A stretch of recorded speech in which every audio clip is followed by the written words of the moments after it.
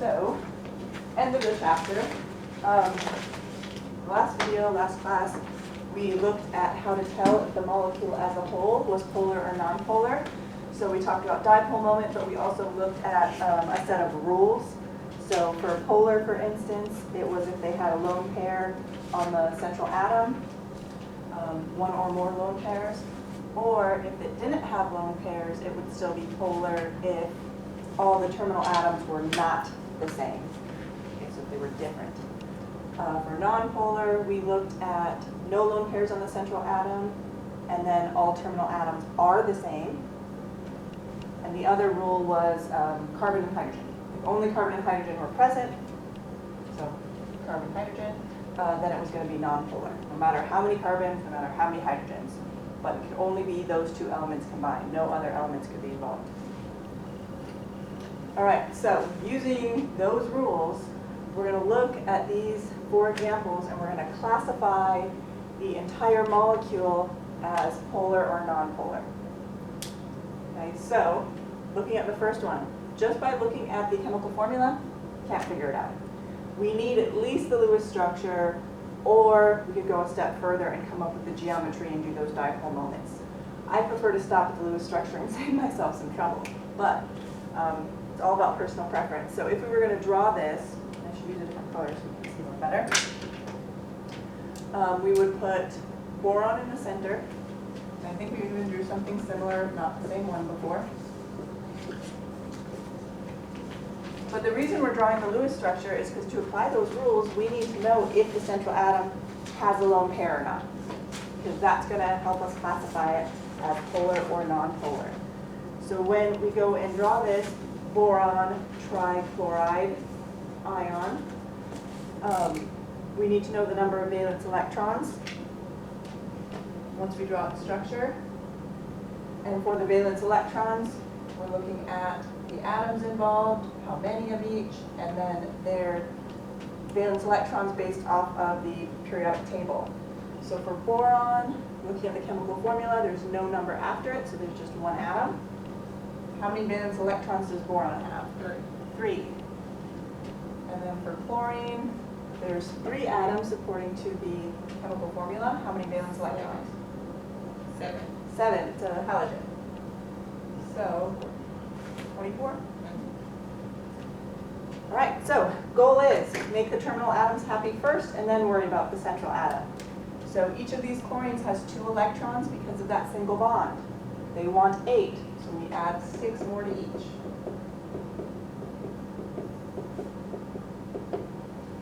Okay, now we focus on boron. And boron right now, if we look at the bonds, it has 2, 4, 6. Each single bond is worth 2. So boron has 6 electrons. But if you count, we've used 2, 4, 6, 8. We've used all 24 that we have to make those chlorines happy. So we don't have any extra to put on boron. And we don't want to make a double bond because chlorine's a halogen. They don't like double bonds. They only want a single bond. So this guy, this is the correct Lewis structure. Because if we remember from the exceptions to the Lewis structure rule, boron was one of those exceptions and he's happy with 6. So when you get to this point and realize you can't put a lone pair on boron and you can't make a double bond because of the chlorine, that's when it should kick in. Oh, it's okay, it's boron. He's happy with 6. I can leave him like he is. So this is the correct Lewis structure. So to figure out if it's polar or not, we're looking at the central atom and applying those rules. So what I see is according to the central atom, it has no lone pairs. So next you're looking at, okay, no lone pairs. Are the terminal atoms the same or are they different? The same. So no lone pairs on the central atom and all terminal atoms are the same makes it nonpolar. Okay, that's one of those rules. Have them handy for the exam or memorize them, either way. So now let's look at NH3. So this is nitrogen trihydride. I want to also point out, notice all of these Lewis structures we're drawing, they're covalent compounds, okay? Because they're sharing electrons. There's actual bonds. There's no transfer like there is with ionic. So keep that in mind. We can't draw Lewis structures for ionic compounds. So looking at NH3, we have nitrogen as the central this time, and 3 hydrogens around it. So we want to do our valence electron count so that we can see what's happening around the central atom. We have nitrogen and hydrogen. How many atoms of nitrogen? Just 1. How many valence electrons? 5. And then hydrogen, there's 3 atoms and 1 valence electron. So we get 8. I think we've drawn this one before, but nothing wrong with extra practice. So we make terminal atoms happy first. Are the hydrogens happy? Yes. Yeah, they just want 2. They don't want any more than that. That single bond gives them 2. They're happy. So we've used 2, 4, 6. Nitrogen has just 6. Nitrogen wants 8, and we actually do. We have 2 more to give it. So we take those 2 extra to make 8 as a lone pair on nitrogen. So now we've used all 8, 2, 4, 6, 8, looking at the central atom to figure out the polarity of the molecule as a whole. We see that the central atom does have a lone pair on it. And we said if there's a lone pair on the central atom, is it polar or non-polar? Polar. Polar. So this is going to be a polar molecule. All right, one like this we haven't done before, so let's try this guy. HCl. So there's no central because there's only 2 atoms. It's a diatomic. Diatomic meaning 2. So we have hydrogen and chlorine. Let's still do our valence electron count to see what's up. So we have the number of valence electrons, 1 times 1 for the hydrogen.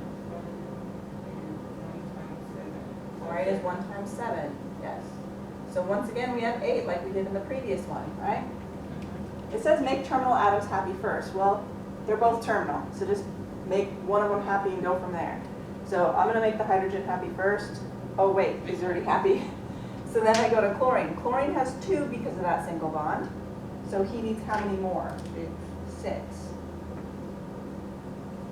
So now looking at it, have I used all 8? 2, 4, 6, 8. I have. Both atoms are happy. This is the correct Lewis structure. Okay. Now to figure out if this one's polar, we don't have a central atom, so we can't say, oh, the central atom has a lone pair, it must be polar. But you can use, since there's only 1 bond, your electronegativity tables to figure it out. So you would look and see if, when you subtract these 2, if their electronegativity is greater than 0.5, it would be polar. Remember, polar is if there's a large difference, and that difference cutoff is 0.5 or higher. Polar. And it is polar if you do that subtraction. So it's going to be a polar compound, with chlorine being more electronegative, I believe. Yes, because chlorine's the most electronegative. Good. So non-polar, polar, polar. Let's look at the last one. If I barely have room, so I'm going to erase this so I have a little bit more in my folder over here. So silicon, what's the name of this guy? Silicon? Tetrachloride. Tetrachloride, yes. So you need to know how to name for the exam too. We got that coming up in less than a week, isn't it? It's opening on Saturday, if you want to take it, or actually I think it's Sunday morning. Anyway, so let's do the structure, random aside there. Chlorine, chlorine, chlorine, chlorine. Alright, erase this to give me some room. Valence electron count. We got silicon and chlorine. 1 silicon, 4 chlorines. Alright, how many valence electrons for silicon? 4. 4, it's in group 14. And chlorine? 7. 7, it's a halogen. 32? Yeah. Alright, so terminal atoms happy first. Each chlorine has 2, it wants 8, so we give each 6 more.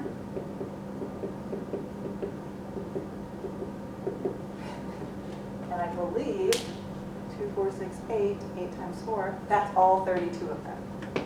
But that's okay, because it's silicon, the central atom happy. Yes. Yeah, each single bond's worth 2, and so he has 2, 4, 6, 8. So this is the correct Lewis structure. So now, for the polarity portion, we look at just the central atom and we see, does it have lone pairs on the central atom? No. No, but we have to fulfill the second half now. Are all terminal atoms the same? Yes. Yes, so no lone pairs, all terminal atoms the same, makes it Non-polar. nonpolar. All right, so we need to know how to do this off of the Lewis structures so that, given a pair, we can predict which one would have the higher melting point, or we can predict if they're going to be soluble in one another. All right, so for melting point, boiling point, how does that work? How do we predict using polarity? Well, this is the trend. So if you have an ionic compound, those are going to have the highest melting points, no matter what. Okay, so how do you know if it's ionic? This is a metal with a non-metal, or a metal with a polyatomic. Okay, ions together.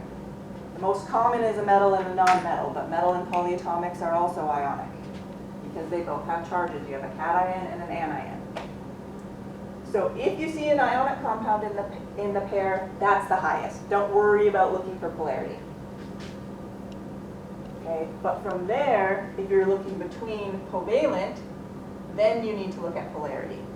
And all the pairs we have here are covalent. There's no metals involved in any of these pairs. So we're looking at this end of the spectrum where we're going to have to go through the steps and figure out, is it polar or not? And if it's polar, then the polar one has the higher. And this is due to those intermolecular interactions. Okay, these are just intermolecular interactions. If they're polar, those interactions are stronger, and so it makes it harder to break, which causes it to have a higher melting point or boiling point. So let's compare. Now we've done water before, H2O. We did it actually in the last video. So is water polar? Remember? Yes.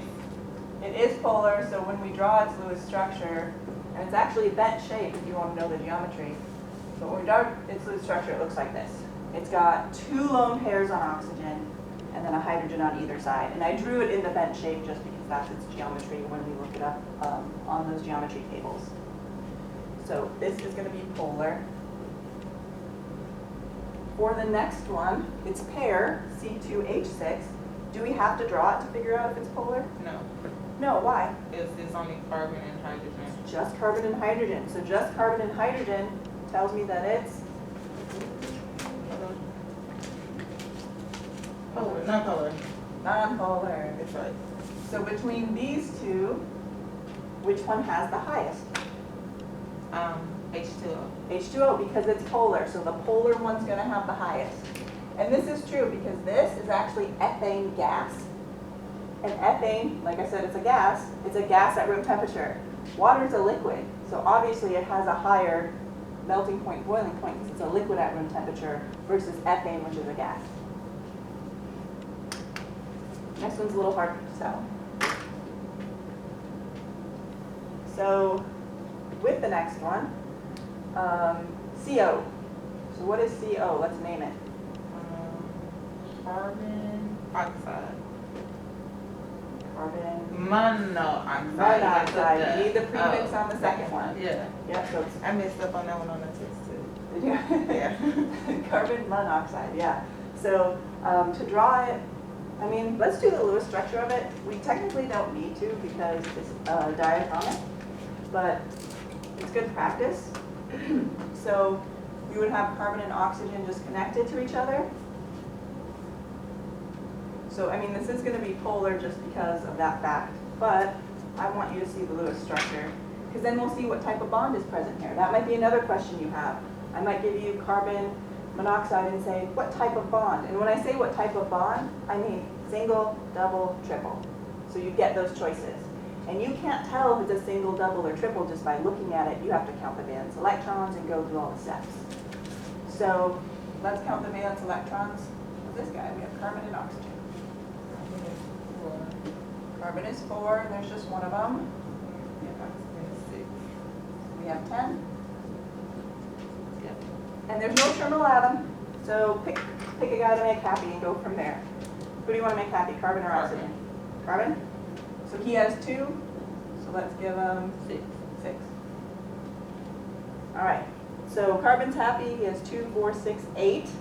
So we've used 8, that means we have 2 left. So that 2 that we have left, we can put on oxygen to try to help get him to the happy place. But he's still not happy, right? How many does oxygen have? 4. 4, so what do we have to do to make him happy? Take a lone pair and make it alone. Take a lone pair and share. Would it help if I took the lone pair from oxygen? No. No, so I have to take one from carbon. He has more anyway, so he might as well be the one sharing. So carbon, double bond, and then I still have 2 lone pairs on this one. That was kind of confusing. Should have left more room. So, does oxygen have, is oxygen happy now? It's 2, 4, 6. Nope. Nope. That was 8. So now what do we have to do? Make a triple. It's got to be a triple, so I'll take that and do another one. So let me erase him to draw the final product. So what I'll have is carbon triple bond oxygen.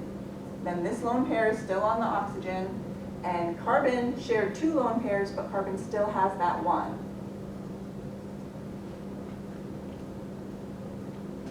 So now everybody has 8, right? 2, 4, 6, 8. 2, 4, 6, 8. And we've used only 10. 2, 4, 6, 8, 10. Yes. So this is the correct Lewis structure. So you would say triple bond in that case. But you wouldn't know that until you went through and made sure everyone had 8. So as for polarity, it's a diatomic and the 2 elements, atoms present are different. If you do the calculation, it should be slightly above 0.5, I believe. Not much. It's polar, but hardly. Do you want me to do that? No, you don't need to. If they're right next, basically kind of a rule of thumb on the periodic table is if the 2 atoms are right next to each other, it's going to be nonpolar, so like nitrogen and oxygen. But if they're 1 or more apart, like carbon and oxygen, they're going to be polar. So that's just a rule of thumb. It works 90% of the time. You want to do the calculations if you have the table available, but if you're in a rush, you can just say, oh, they're right next to each other, it's nonpolar. Or if they're 1 or more apart, it's going to be polar. So carbon tetrahydride, right? Carbon tetrahydride. So this guy, I don't even need to count the valence electrons because when I draw the basic structure, is everybody happy? Yes. Yeah, that's it. So that's the structure. You could go ahead and count. Carbon has 4 valence electrons. Each of the hydrogens have 1. So we have 4, 5, 6, 7, 8. How many have we used? 2, 4, 6, 8. I kind of did it a quick and dirty way, but it works. And I think we've drawn that one before, actually. So is this one polar? It just has carbon and hydrogen. Oh, we didn't even have to draw it. You're right. We had just had carbon and hydrogen. But since we did draw it, you could apply the rule, no lone pairs on the central atom, all terminal atoms the same. So, see, that was smart of you because I didn't even see that. I was just like, let's try. So nonpolar. Just because it's carbon and hydrogen, you didn't even have to draw it. So which one, according to the polarity, is going to have a higher melting point? Carbon monoxide. Carbon monoxide is going to be the winner there. Because it's polar, so the polar one. Now the next 2 we already drew over here, so we don't have to draw them again. We have boron trichloride and nitrogen trihydride. So out of those 2, which one is going to have higher?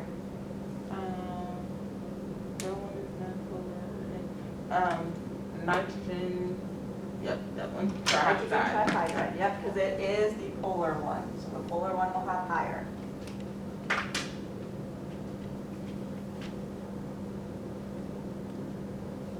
Right. Now, let's use the same theory to predict solubility. So the reason it changes a little bit here is because we're looking at the pair and we're saying like dissolves like. What that means is if they have the same polarity, then yes, they will be soluble. So for instance, if we have a pair that's polar polar, then it's going to be soluble. We have a pair that's nonpolar, nonpolar, then yes, it's going to be soluble. But if we have a polar with a nonpolar, it's going to be that INS, insoluble. So this is, we can apply this to the lab that we did when we were identifying the unknown liquid. We used polarity in water, or solubility in water, I should say, to help us figure out what the unknown was. Because we had methanol, we had hexane, we tried acetone, and we have that table that told us the solubilities, but we could have predicted the solubilities of them if we knew this first. So notice we have water in each example because water is usually our medium that we test for solubility. So is water polar? There it was, yes. Yes. So I'm just going to write polar for each of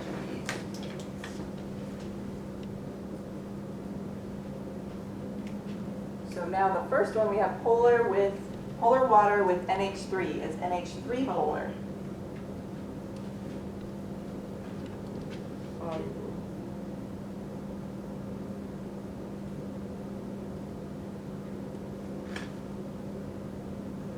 So looking at NH3, we said it had a lone pair, all terminal atoms were the same, so it's polar. And it doesn't matter about the terminal atoms, the main thing is the lone pair.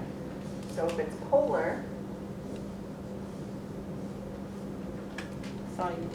then it's soluble. Yes, S, big S for soluble. That means they dissolve in each other. You wouldn't see a line if you mixed those two and looked at it. There'd be no line of separation. The next one we have polar water and then CH3OH.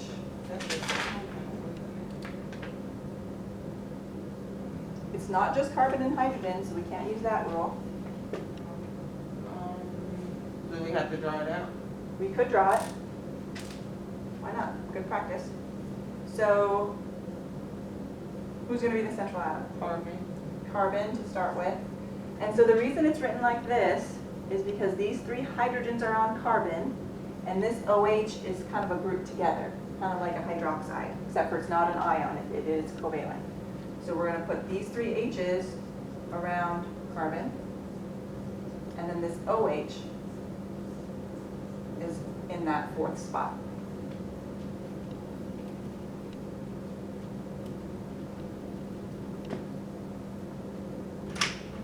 So I don't actually have to do the valence electrons to figure it out, because if I look at carbon, it's happy. Are there any lone pairs on it? No. No, but are all terminal atoms the same? No. No, I threw an oxygen in there. So if no lone pair and terminal atoms not the same, does that make it polar or non-polar? No, that was polar. That is polar, you're right. Because it was, if the terminal atoms are the same, like up here, it was non-polar. I could have just looked at that. And here, they're not the same because we threw an oxygen in there, so this is polar. So are they going to be soluble in one another? Polar, yes. Yes. And actually, we saw this in lab. I think this was your unknown, actually. Methanol. Yeah. Methanol and water, are they soluble? Yes, you didn't see a line. Okay, so it's the common name for that compound is methanol. All right. So let's do the last one. We have polar water is C8H18. Do we have to draw that out? No, it's not polar. It's not polar, it's carbon and hydrogen. Let's not draw 8 if we don't have to. So, It is insoluble. insoluble, yes. A good example of this would be hexane. So for a lot of the online students, if you did the Lab 4 online, your unknown was actually hexane. And hexane is C6H,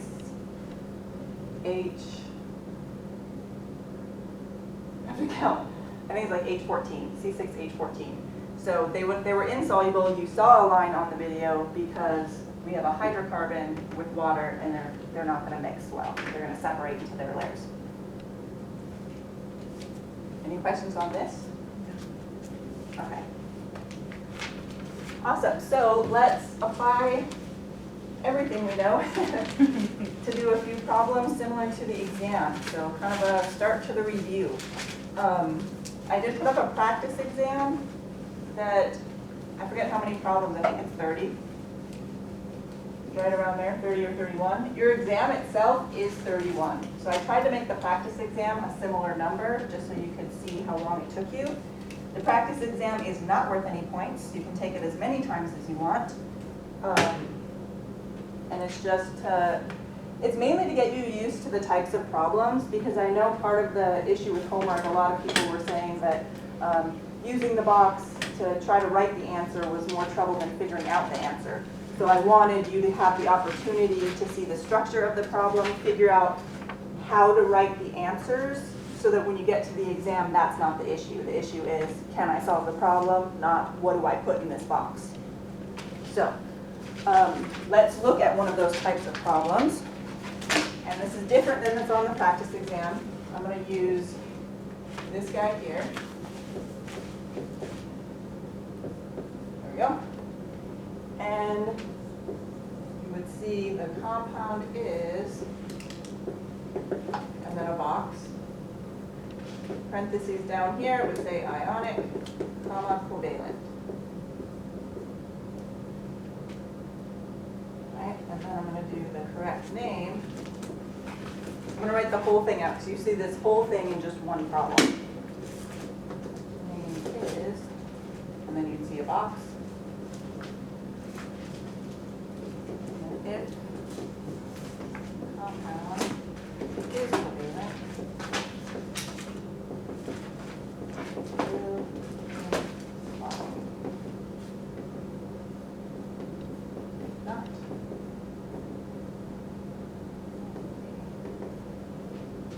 You can see the Lewis structure.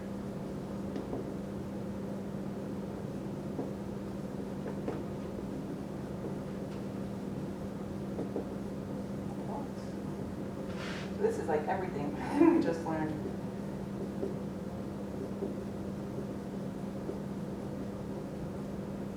Thank you. Is box. And comma down here is polar, non-polar. So this is the part we just did. All right. So I will use this half of the board for us to solve these questions. Hopefully it won't take the whole half.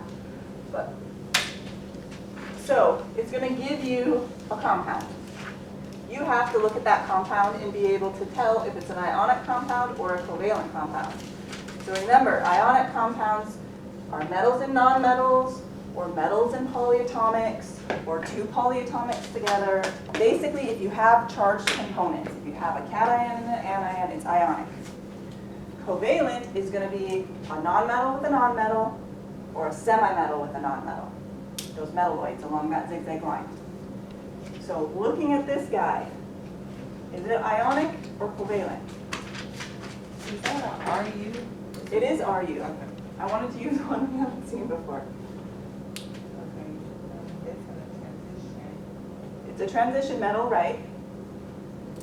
So that is ionic. It has to be ionic because RU is number 44, is its atomic number, so it's got 44 protons. And it is a metal, transition metal, so this is going to be ionic. So you would just write ionic in that space. If you spell it wrong, it's going to count it wrong, okay? But I go through the exams after and I check to see if you get it wrong just because of spelling, okay?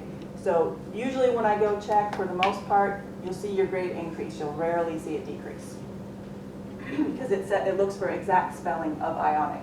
So if you don't spell it correctly, that's why I put in parentheses under the words, so just write which one, exactly how it's spelled under there. All right, the correct name is, so now that we know it's ionic, we got to name that guy. And you just said it's a transition metal. So these are one of the hardest ones to name for most people. So I'm going to bring it over here so we can try to figure out what its name is. Black marker would be a little bit clearer. So, to name transition metal ones, what's the key for that? We have to indicate Roman numeral. We have to indicate the oxidation state with a Roman numeral.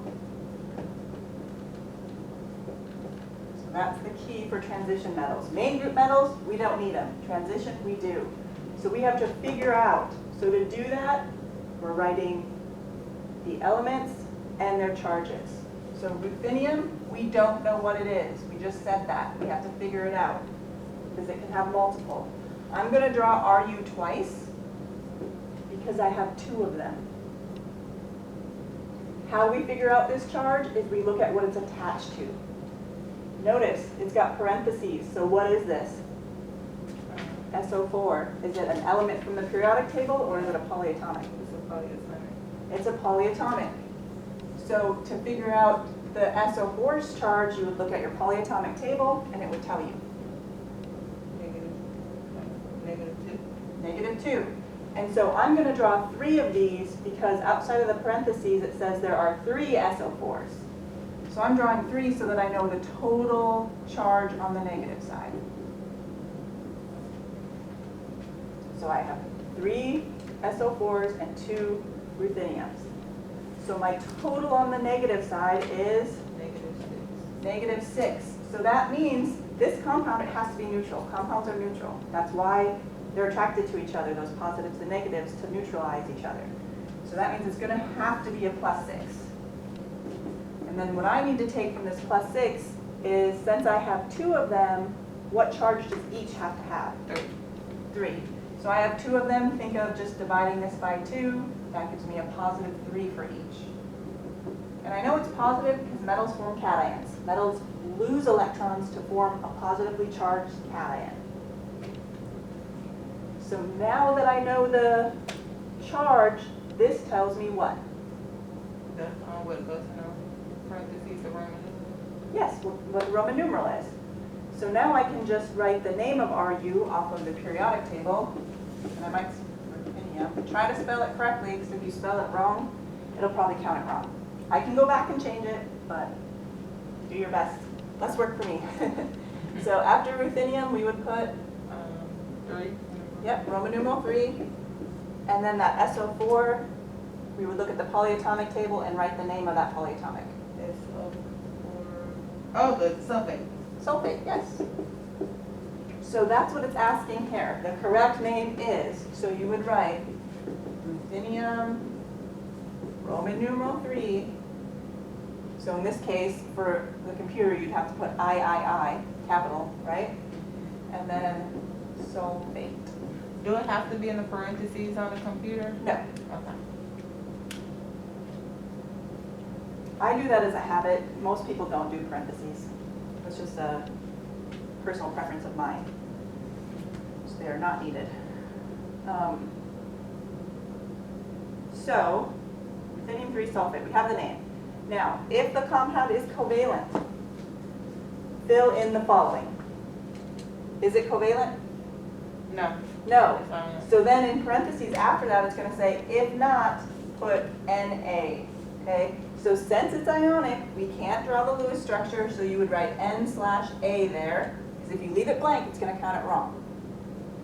And if you leave it blank, I don't know if you know that it, so I can't give you points back if you leave it blank. You have to write something in there.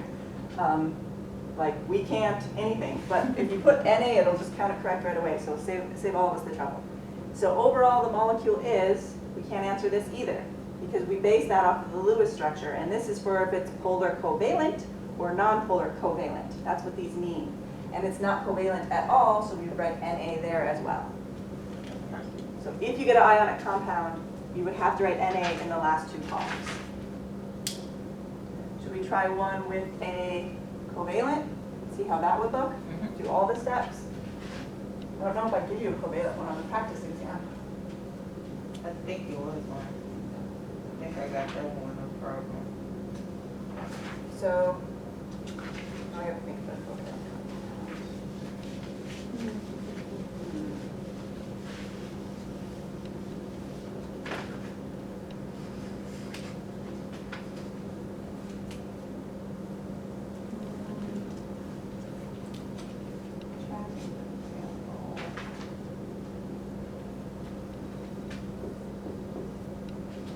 This guy. SpCl2. I don't think we've done that one yet, have we? It's easy to run out for covalent because there's only a few elements you can work with. So SeCl2. So the compound is, so you're looking at, is there a metal? Then it's going to be ionic. Is it two polyatomics? It's ionic. But if it's a non-metal and a non-metal, it's covalent. If it's a metalloid and a non-metal, it's covalent. They're both non-metals. They're both non-metals, so is it ionic or covalent? Covalent.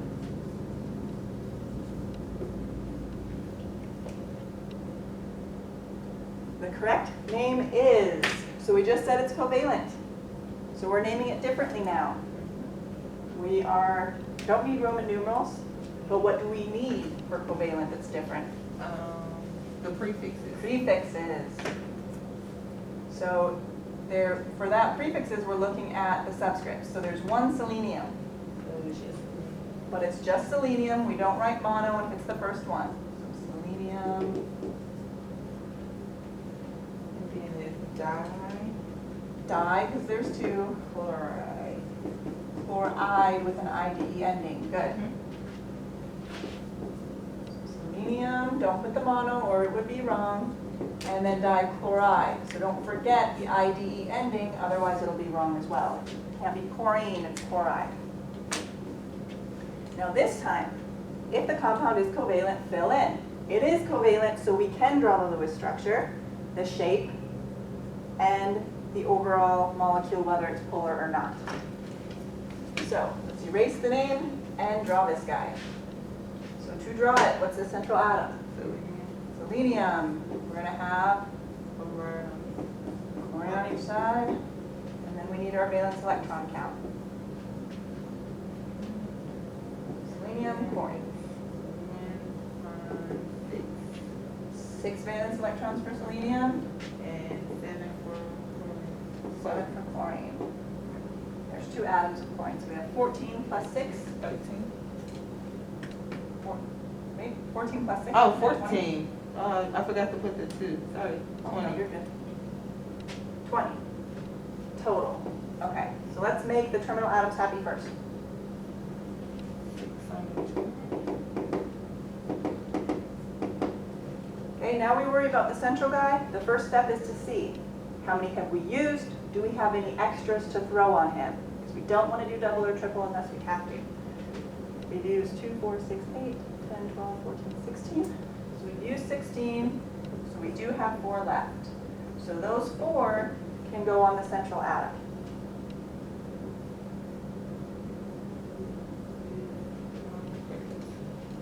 Now it's asking for the shape. So what that means is we're using our molecular shape booklet. We're counting the total things around the central atom and seeing how many of those things are lone pairs. So we're not worried about the terminal other than the fact that these count as one thing each. So how many total things are around selenium? 4. 4. Chlorine counts as 1. This chlorine counts as 1. And then the lone pairs each count as 1. So 3 and 4. So we have 4 total things. And notice when you look it up, you have 4 and then there's a comma. After that comma, that's the number here is how many of those things are lone pairs. So how many out of those 4 are lone pairs? 2. 2. So what's the shape according to Bent? Okay. And notice, this is actually very similar to water, H2O. I just thought drew water because I said the name. SE, and there'd be a chlorine down here and a chlorine down here. And, I mean, you don't have to draw the shape, you just need to write the name of the shape. So you would just write Bent, okay? Don't write 4, 2, any of that stuff, just write the name itself, Bent. What is the shape? Bent. Now, overall, the molecule is, so use our rules. Are there lone pairs on the central atom? Yes. Yes. And what does that mean? It is it's polar. Polar. So 1 or more lone pairs, it's going to be polar. So you just write P-O-L-A-R. Done.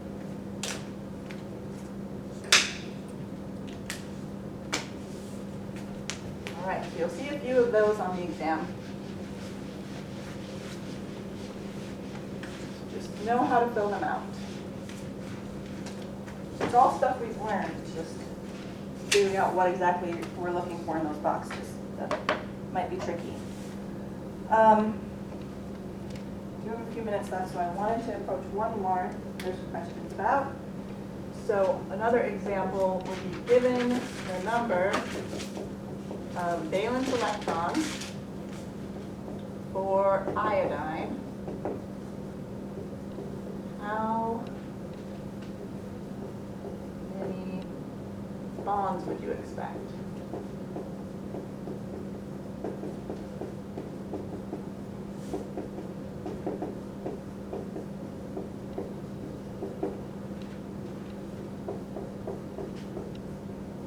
All right. So you might see something like this. And this question specifically is asking about iodine, but I could ask about any of the main group elements, any of the representative elements. You should be able to figure this out. So how do you figure it out? Let's start by drawing the Lewis dot structure of iodine. So the Lewis dot structure is where we draw the symbol I, and then how many valence electrons it has. So based off of where iodine is, it's a halogen, how many valence electrons does iodine have? 7. So that would be 2, 4, 6, and then 7. So how to tell how many bonds you would expect, you're looking for, so look for unpaired electrons. So when you're looking at nonmetals, you should say that this applies to nonmetals, not to metals. You're looking for unpaired electrons. So how many unpaired electrons does iodine have? Just 1. So however many unpaired electrons it has equals how many bonds it will make. And I shouldn't say how many bonds it will make, but the expected amount of bonds that it usually makes. So since it has 1 unpaired electron, this would be 1 bond, would be your correct answer.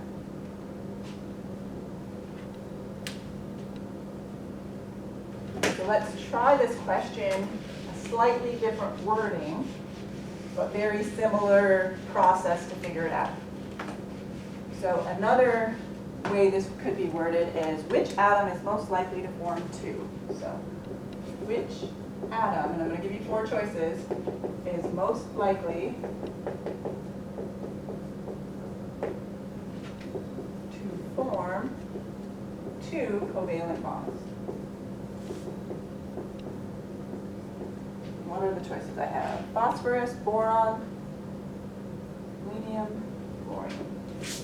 Phosphorus, boron, selenium, chlorine. So this would be my choices. Be a multiple choice question. So they would just give you the element symbol. And so how you would figure this out is the same way. Figure out their Lewis dot structures, look for the unpaired electrons. So in this case, you're looking for how many unpaired electrons? 2. 2, because that's how many bonds. So phosphorus, it's got 5, right? Phosphorus, yes. 1, 2, 3, 4, 5. Because remember, you want to spread them out if you have to. So he has 3 unpaired. So it's not going to be him. Is this the one where we do 1 first on each side and then go back and fill in? Yes. Okay. So this is where, because you want to spread out the electrons. So you put 1 on each side, and if you have more, that's when you start pairing. Okay. So that's why I only have 1 paired, and then the other 3 are unpaired, because I have 5. And boron is 3. Boron's confusing, but it also has 3 unpaired, right? And it does make 3 bonds. We saw that when we did boron trihydride and boron trichloride, always 3 single bonds. Selenium.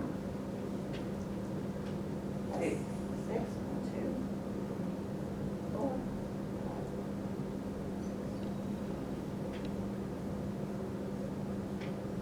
That's 2. So that's 2. So I think this one's the winner, but just for fun. Let's try fluorine. Fluorine has 7, it's a halogen.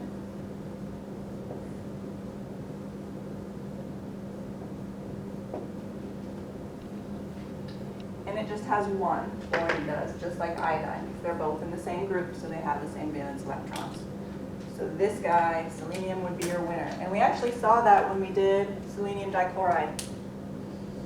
When we drew that Lewis structure, it had 2 single bonds and then 2 lone pairs on it. So what we're going to do on Monday is continue with the review. If you're confident already, or if you do the practice problems on your own and you have no questions, go ahead and take the exam. It opens on Sunday. Otherwise, Monday I will go through the practice problems for exam 2 that are posted. There's like 20 some of them. So if you take the practice exam, I would also look at these practice problems too, because I try to do both to kind of encompass all you need to know. You're not going to get everything you need to know from just one. So look at both. So we'll do these Monday. The exam is open until Wednesday at midnight. So on Wednesday, if you come to class, I will be doing a review, but I won't be able to get the review posted. So people that are doing virtual, Monday's the only review that you're going to have posted for you to see. If you want more of a review, come in person on Wednesday as well. Otherwise, next Friday, we're going to start a new chapter. So I already have the